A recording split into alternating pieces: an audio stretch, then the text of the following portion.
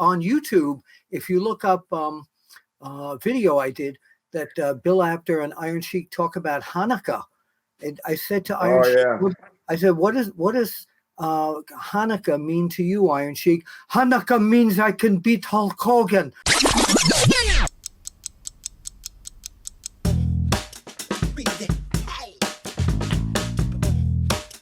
Guys, Teddy and I, we had the opportunity to talk about this last week. Bill, you were, this was the day after we recorded last week, but we lost one of wrestling's greatest icons, especially when it comes to a great heel, the Iron Sheik. Bill, do you have any memories of the Iron Sheik? Oh, yes, absolutely. Every time he'd see me, he'd give me a hug. He'd say, Bill Apter, smartest Jewish man I ever know.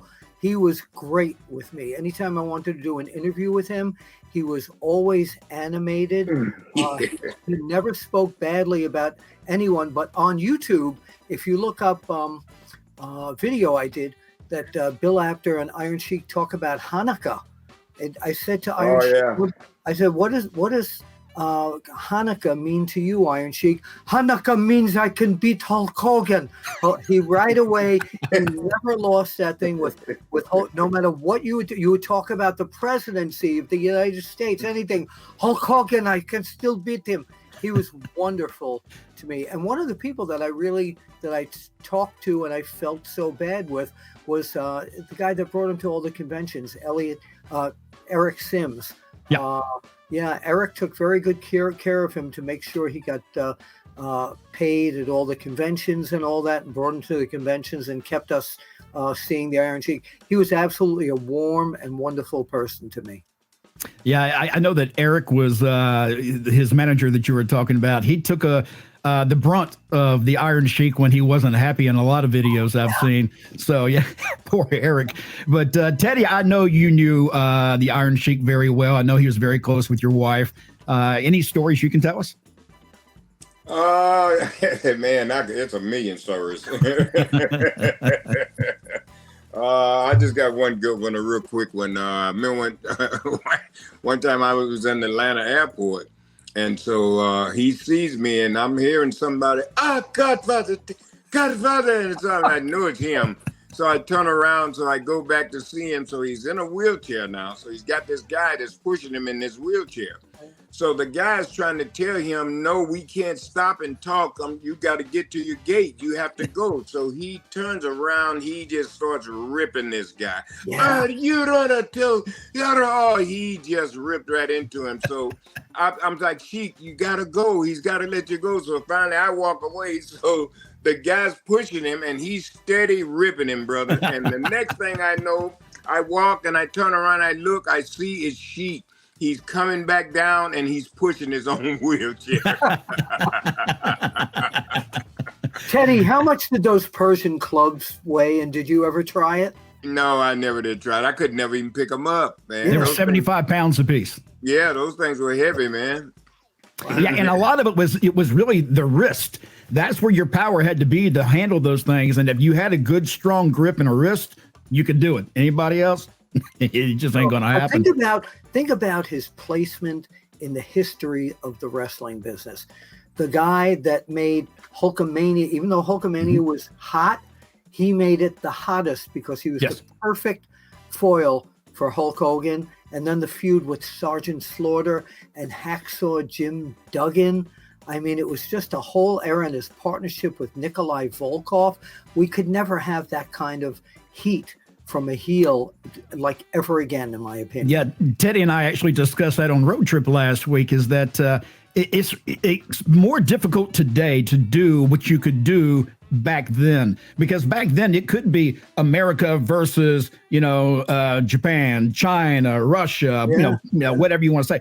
Nowadays, if you try to pull that off, you're going to upset a lot of people and probably get, canceled or whatever. Yeah. And I wish that we weren't in that kind of an era, because I think that hurts our sport a little bit, because reality is reality. And that, like I told Teddy last week, and we talked about it then, that's the foundation of wrestling. It's good versus evil. Yeah, and Cowboys versus Indians. Yeah, so that's what the world is today. Ain't look at what we're living in. Good versus evil. That's exactly how we're living today. Yeah. Oh yeah. Yeah. Bill, real quick, you were talking about interviewing the Iron Sheik, and I know the Sheik has a mouth on him. Yeah. How did you, because I know you won't produce a lot of things with that kind of language. Did he work with you with that? Did you tell him, please try to be calm when you give these interviews and don't use the F-bomb? No, I never threw anybody in. No. You can't tell him that. That's the worst thing in the world to do is tell him. Well, I just wonder, how did you get those interviews? But he's not. But he also doesn't use that language with you as much as I noticed in the interviews. He seems like he's a lot more polite than he is in a lot of other interviews. He is, but there are some interviews that I probably have on old VHS videos, like a time where I was with him in the gym and he was cursing everybody out. So yeah, that's when he's funny to me. So what always got me though is when people talk about the Sheik, the correlation between he and the original Sheik, Sabu's uncle, they were almost so much in the same character, but the original Sheik, and Teddy, I know you know this, he never let anyone know he spoke English. He would go into telephone booths to get away from people, to make phone calls, to talk to people he knew, but he kept his gimmick 24/7, like Sabu did as well. Well, that's the way it was taught in the old days. You know what I mean? That's how you drew money. You know what I mean? You stayed who you were. You didn't break kayfabe. So I guess with the world changing and we've come more with entertainment now, it's being accepted now as entertainment. Yeah, I wish it was back to the old kayfabe, because when I go to the matches currently, too many of the fans laugh at the bad guys when it used to be like, ugh. I was watching after the Iron Sheik passed away. I went back and started watching some of his old matches, and we probably all did that at some point or another in the last week. But I pulled up the boot camp match, Sergeant Slaughter and Iron Sheik, and look here, that's just great stuff. And the fans are nothing like the fans of today. They're two totally different animals. Back then, the fans watched and they believed and they got themselves so involved in what was happening. And you could see it on their faces. They were having a good time.